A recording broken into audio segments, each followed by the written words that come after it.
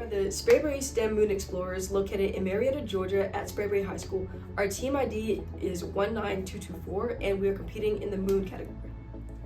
From our experiment, our team was able to discover an innate ability of plants to draw water from the soil and grow at certain intervals.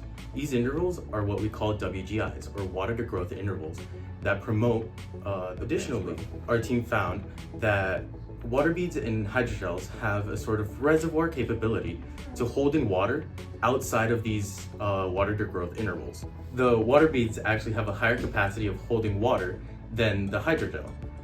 This is because we found that it took way longer for the water beads to absorb water to its maximum capacity. From the initial stages of our experiment, we found that hydrogel and water beads are actually perfectly fine with harboring sprouts. We really don't need as much earth soil as we initially thought from the beginning, meaning that we can minimize the amount of earth soil brought on lunar expeditions. Throughout this experiment, we learned that cowpeas in particular do well with wicking. We had wicking at all 3 separate farms, but for specifically water beads, it did poorly, whereas with hydrogels, it did excellent. The combination of hydrogels and wicking exceeded our expectations compared to the control group. So we have learned that hydrogels with wicking helps cowpeas grow more. With the success of our last experiment, our team once again adopted a window design. Unlike last experiment, however, our team increased the height of our farm so it's taller than it is wide. This allows for more observation of the roots, because roots grow straight down. And lastly, we used UV film on the sides of the windows to protect the roots from our light fixture. For our experiment, we use cowpeas, which are drought resistant.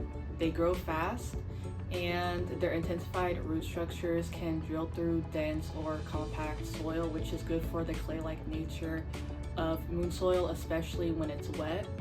They also have essential vitamins, proteins, and minerals, which are valuable resources for astronauts in space. This experiment, we had one main variable, which is watering systems. There were 3 different watering systems or methods that we used, which was hydrogels, water beads, and just the regular wicking system by itself. Our farms, which used 75% moon regolith and 25% earth soil, was used as a mixture. We separated these two into 2 different sections with in between either hydrogel, water beads, or just the regular wicking system.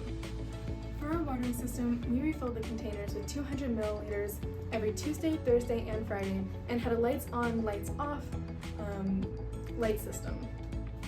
In the beginning of the growth period, we noticed that the cowpea seeds weren't able to germinate in that hydrogel layer because it had limited access to that layer due to the earth soil being in between the moon and the hydrogel.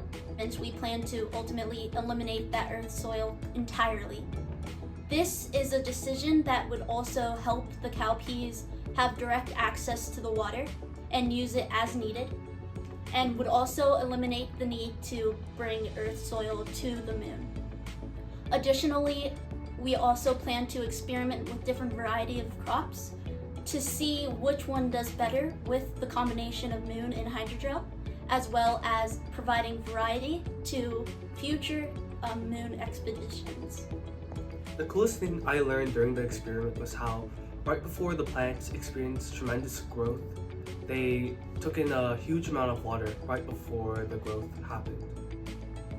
Some advice I have for future participants of the Plant Moon Challenge is to use plants with short life cycles so you have enough data to use for your experiment, and also try not to overwater, as this can cause mold and ruin your entire experiment.